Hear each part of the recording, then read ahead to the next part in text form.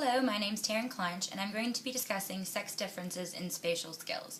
The topic that I chose discusses the belief that men's spatial skills are superior to women. Recent discovery has proven that men's spatial skills are superior to women's, but is this discovery valid, and how has this popular belief affected women? In a meta-analysis conducted by Lynn and Peterson, they grouped spatial abilities into three categories: spatial perception, mental rotation, and spatial visualization. Spatial perception was defined as being able to determine spatial relations despite distracting information, and they found significant sex differences on this aspect. Mental rotation was defined as being able to, in imagination, quickly and accurately rotate a 3- or 2-dimensional figure, and they also found significant sex differences in this aspect. But they didn't find significant sex differences on spatial visualization, which was defined as being able to maneuver complicated spatial information when several stages are necessary to yield a solution. So this showed that men might only be better at certain types of spatial tasks. On those tasks that men are superior, it has been suggested that the differences can be attributed to experiences. Jing, Spence, and Pratt in 2007 took a group of 14 females who initially scored lower than 6 males on spatial skills and exposed them to 10 hours of action video games.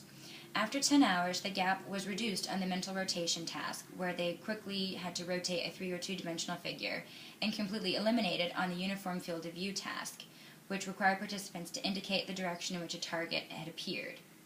This suggests then that males could have superior performance because they have had more exposure to games that use such tasks. Klein and others in 2010 also supported the belief that boys are not innately better than girls at spatial tasks. They tested 80 kindergarten boys and girls in mathematical and verbal skills, and they found no gender differences in ability. However, what was interesting was that boys were more likely to use spatial skills to solve math problems, whereas girls were more likely to use their verbal skills. So combined with the results of Jing and others, this may give boys more exposure to spatial tasks than girls, which could explain the traditional gender gap. This has an impact on STEM fields, this popular belief about women being worse than men on spatial skills. A 2006 College Board report showed that women are scoring lower than men on sections of the SAT where math is involved. And these scores then impact women's career decisions. So what can women do to increase their scores? Hal Bronner believes that teachers should start young to foster a love of science and math in our society's intelligent girls. In 2008, she suggested 5 aspects to improve the science classroom for girls. The first one was to teach students that academic abilities are expandable and improvable. She also said provide prescriptive informational feedback, expose girls to female role models who have succeeded in math and science, create a classroom environment that sparks initial curiosity and fosters long-term interest in math and science, and lastly, to provide spatial skills training. This traditional belief about women's spatial skills has a negative impact on women's involvement in careers that involve this skill set, and it starts with girls.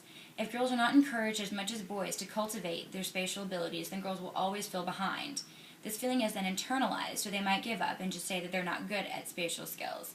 This belief then carries over into what career path they choose, and it also hurts their self-esteem and can generalize to many other tasks.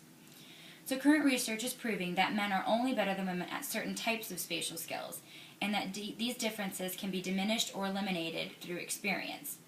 Future research then should discover ways to stop the impact of this popular belief and include prevention, and find effective ways to cultivate girls' spatial abilities, and find the best ways to encourage girls in STEM areas in schools. So thus far we have been slowing the growth in STEM fields and hurting our girls' self-esteem by inadvertently hindering our girls' involvement in spatial tasks. However, if researchers can understand the causes for the traditional gender gap and can devise ways to reduce or eliminate it, then we can expect to see these negative impacts disappear.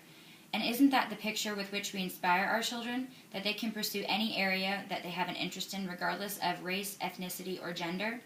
And if future research succeeds in stopping the impacts of this belief, then the future of our society's girls will look much brighter.